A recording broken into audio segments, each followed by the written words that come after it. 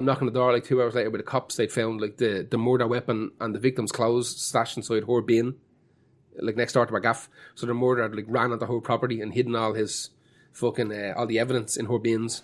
So like the next day she moved to Seattle. So like I'm out here. See you later. Yeah, see you later, Nolans. I'm done. Nola. I'm out of here. But yeah, she is, I think, based in, I think she's back in the UK now. She does little tours. I don't think Mark Walk, I think he's still a collaborator on the recorded end of it, but I think when there's live stuff going on, I think it's just her on a laptop now. I think that's the way she works it. For years, they had a proper band. They had like musicians replicating those albums where they play live.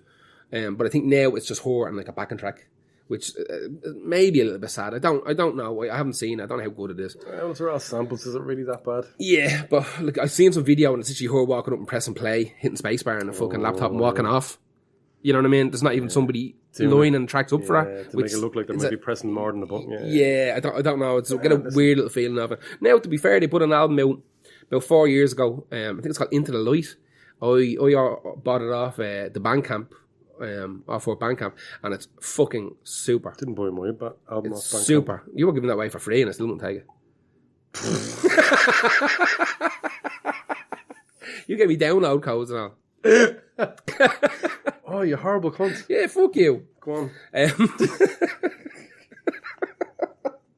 Oh lordy. No, I got the last album and it's very, very good. I bought the LP. At least they're still pressing LPs, which is great, unlike you, which are download codes. Imagine I could afford to put my music, which I couldn't afford to even master for vinyl onto a record. No, go on. No, that's about it. I just wanted to talk about them because Ruby. Oh no. That could have easily made it onto the Abominations. Yeah, easily. I just wanted to talk about it because when I was younger, when that album Saltpeter came out, it was super important to me, and I still think it doesn't sound super dated because it was a time and place that like never really had the sounds that Ruby have doesn't really exist in an era. It still sounds good. You know what I mean? It's recorded and produced very, very well. Yeah. Obviously, if Alan McGee is kind of standing behind it, he was pushing it. More fucking reverb. Yeah, exactly. Yeah. No, it's very good. Everybody should go and listen to this song. Go and listen to all these songs. This is the reason why we're creating this. But the song's Flipping the Board from 1995. It's a super little song. And if you do like it, there's something for everybody on that album. There's real slow, kind of grimy stuff, real proper trip hop. And then there's proper like industrial fucking bangers. Is there any Baroque French rap? Yeah. Then I'm not listening to it. Yeah. It's at the very end though, so you can just skip that. What's your next one? My next one is, I would say, apart from your first one, probably the most commercial successful band. Definitely on my list, possibly on both of our lists. Okay. However, some bands have two sides to them. And Talk Talk have two massive different sides to them. So Talk Talk were huge, obviously, in the early 80s with synth pop. Yep. And with a kind of neo-romantic kind of look. They didn't really sound neo-romantic. They never went full neo-romantic. It was synth pop with a little bit of more... Like, if you were listening to Japan, you'd listen to maybe Talk Talk then as for a bit more pop on top of that. But the song I picked is Desire from the 1998 album Spirit of Eden, which is when they weren't really Talk Talk at all. It was Mark Hollis writing what people consider to be the beginning of post-rock. Okay. And it is incredibly long-winded but well thought out soundscapey emotional music. And it's so different. Because when Talk Talk first started out, I was reading about this, they were asked, like, it was like, what was the kind of major, like, factor that you started off doing synth pop and moved on to, like, kind of real instruments? They said they literally couldn't afford real instruments. They were making all their stuff sounds super synthy because it's made on keyboards. Now, that's an easy way to say. Oh, we're not mad proud of it. But their synth pop stuff is great. I really, really like it. But it was only a little while ago where I started to discover the second side of Talk Talk, which was the non-commercial, commercial failure side of them. Yeah. So he wants to he wants to do more music like this because he's mad into jazz since he was a kid. So he's bringing jazz influences into this big. So he'd know who Oscar Peterson was. He would have definitely known who he was. He would have bought his stuff on Bandcamp. Yeah. Bandcamp. It was actually like a little tiny camp back then, full of bands. It was an actual tent full of bands. Spirit of Eden. Actually, this is a weird thing about the term post-rock. Post-rock was first brought back to an interview, or not an interview, a review for a different album I can't think of, where someone said, it's almost like Spirit of Eden started a post-rock sound, and that's kind of where people come up with this link with post-rock. I don't understand perfectly these terms, post-punk and post-rock. I get it. It's the elements of it moving on to the new thing, and that's kind of what this is. Spirit of Eden is a really kind of, if you like Godspeed, You Black Emperor, 65 Days of Static, that open landscape where it's not defined in a song. It is defined in a song in terms of thing, but every single little thing is happening because it's supposed to happen at the exact right time, and you can tell that there's an idea there. Now, these compositions were way longer, and they had to be nailed down. There's only 8 songs in this album. Shite, like. Yeah, to make them a song and fill up the album like that. So it's basically it's when Mark Hollis started to. He died this year actually. One of the reasons maybe I put him on it as well because he's back on. They're majorly back on the radar. Back on the radar. Get a little re-up every now and again. Yeah. So it's produced by him and Tim Freeze-Green, and they thought when they were finished this album, this is going to be the biggest thing. It's going to be huge. People just weren't ready for it. Talk fans weren't ready for it. Talk basic fans weren't ready for it. The record label didn't like it. No single. There isn't really a single on it. Yeah. The only single off it is a song that was on the album before. The album before was a big success. It was when when a band is touring, they have an album in between both styles, and that would have been the album before this, Colour of Spring, where they're like, okay, we can't. They're slightly too afraid to step to. It would be the OK Computer, where they're still got the grungier stuff mixed in, but they're moving the midway points. Those transition albums can be absolutely incredible. Yeah. And Colour of Spring is, but I actually preferred when they went to this, Spirit of Eden and Laughingstock, which are, I don't think they're going to be up your street at all. Like this song, not this song, but the start of the album, the first song on it, we were talking 2 minutes before anything really happens. Yeah. Like even really happens in it. Yeah. But there's like, this song, Desire, is brilliant because the organ that comes in reminds me a little bit of Ghost, actually, the way they use it on their slower songs. And it's a weird album because to listen to it, you just think it's meandering, but the more you listen to it, you realise it's complex and everything's supposed to be there, like I said, because it's supposed to be. And I think they are credited. Now, I don't like doing labels or that. It gets you into all sorts of bullshit. But post-rock fans and bands would definitely have taken nods from this, where you don't have to be hitting your major parts of your song straight away. You might not even have to have particular major parts of your song at all. Take your time. Be bits of the songs mixed into it. This song does have pretty big bits in it actually as well, which reminds me of how post-rock works. Going really slow and then all of a sudden having a big bit and then back into loads of slow again. Yeah. Listen, Spirit of Eden is a great album. Give it a listen, see what you think. This song, I wouldn't go listen to Desire straight away. It's an album. Yeah. The song is off an album and it even blends in. When you listen to it, the whole thing blends in perfectly as well. So give the album a go from start to finish. If you don't like it, fuck off. Fuck yourself. Do a big fuck off. Who is your last one? My last one.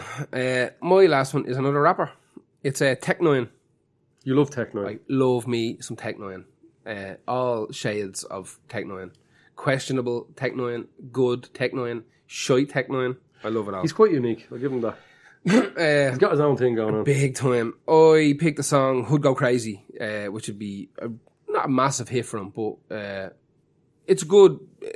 First of all, it's a good fucking song, but it's also a good little introduction track again. 2 Chainz. It reminds me of, when I first listened to it, I listened to it through without listening to the lyrics. Yeah. I was like, that's, to me, is a standard rap party song. Yep. But then I listened to the lyrics and I was like, Jesus, his lyrics are fucking great. Like, they're really good. And what he's doing is he's just giving the chorus to the big party bit. Yeah. But you're listening a little bit further onto this song and there's real good shit happening on it. He has a very unique style. So on this song, the chorus is done by 2 Chainz. It's like he's the guest on it. And he's massive. 2 Chainz is huge, yeah. huge. Now, this song, like you said, He has more than 2 by now. what? Chains. Yeah, multiple He's chains. definitely able to afford so many more chains. Trunty train. He buys 2 chains an hour. Trunty chains, yeah. You fuck me up now. I like this song. This is a song I usually fall back on when DJing for technoing because if it slots in. It sounds kind of modern, because it is, but it fits in with kind of what's going on at the moment as well. It has a very trap feel to it, you know. I think you could play this next to DMX Party Anthem. Yeah, and it's fine. It's Goes along with it. there's the ghost. That's a ghost Yeah, of the pub that we're not in. ghost that's throws some creepy. stuff What around. was that? I've no idea what that was. Until it's thrown at you, People are getting a you don't 3D really sound. need It's the to- first time I'm turning around the mic to look over my shoulder to make. Because I've got my back to that sound now. Something fell. At least you can I see can what's see. coming. I'll let you know if there's a I ghost bet coming. you fucking I won't. bet you I will. I'll give away that download code. Yeah, so this will go crazy. Technoid's from Kansas City, which is unusual as well for a rapper. One of his first jobs, he was a hype man for Tupac. No way. Yeah, I think he got the job. Something weird. He got the job via like Digital Underground. You know that do the Humpty fucking dance and all that shit. It's something to do with that as well. He was signed to a couple. He was actually signed to Quincy Jones' record label, Quest. Signed to them years Should ago. have done it, Shuggy. Should have done it, man. Yeah, Quest Records, which is Quincy Jones, his record label. He was signed to like a bunch of fucking record labels, but none of it worked out. He actually put records out with Insane Clown Posse. Fuck off. Yeah, he was on that Hatchet Records. When he was with those record labels, was he trying to fit in with their sound? I believe he had like a group. I think they were called Black Mafia. It was like kind of an NWA type of feel, and he went out on his own. He started his own record label called Strange Records. I think it was 1999, and I think he had a pain in his bollocks with being cut from labels, and he was getting promised. I think Def Jam wanted it. Can you imagine how much that happens in rap? Oh yeah, all the time. Oh, it must be so Yeah. fucking crippling. You're going to be on my track. Grant, I'll wait and not do this and I'll do that. Yeah. No, it's not happening. Exactly. Yeah. Because someone just blew up and we got him instead. Oh, God. Yeah. So he started his own record label, and the record label is doing extraordinarily well. They signed a bunch of artists. Now, nobody, to be brutally honest with you, he probably has 20 artists signed to this Strange Records record label. And I don't know if anybody gives a fuck about any of the other acts, you know what I mean? People just want technoing albums. Now, he went mad and put out like a bunch of fucking collaboration albums. A bunch of them. He's got like eight collabos, you know? They can be... They're testing. Yeah, I was going to say. They're fucking testing. They're always so up and down. You Yeah. get a great track and then 2 absolute scutter fests. I personally think like the producers are using for these collaboration albums because they're never going to sell as good as a straight singles album. Like production wise, it's usually shy. It's lads are testing out and people giving them freebies and stuff. He's got 13 albums of his own.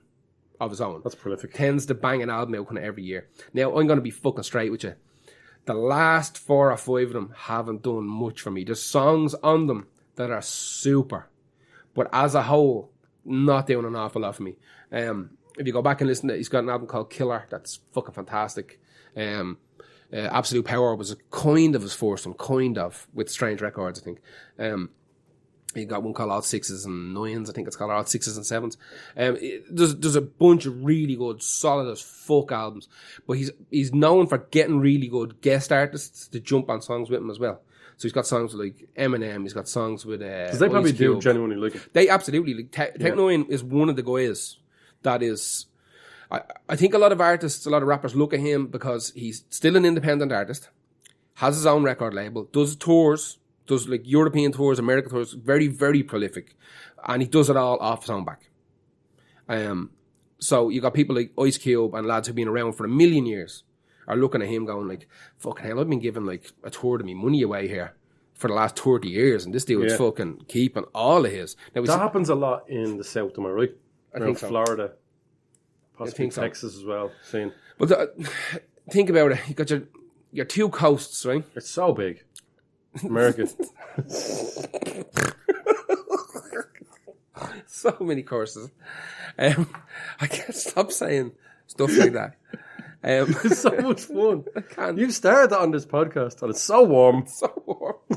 It is though. People that heard that podcast will remember what counts. Full sex. It's so warm. Stop it. Stop it.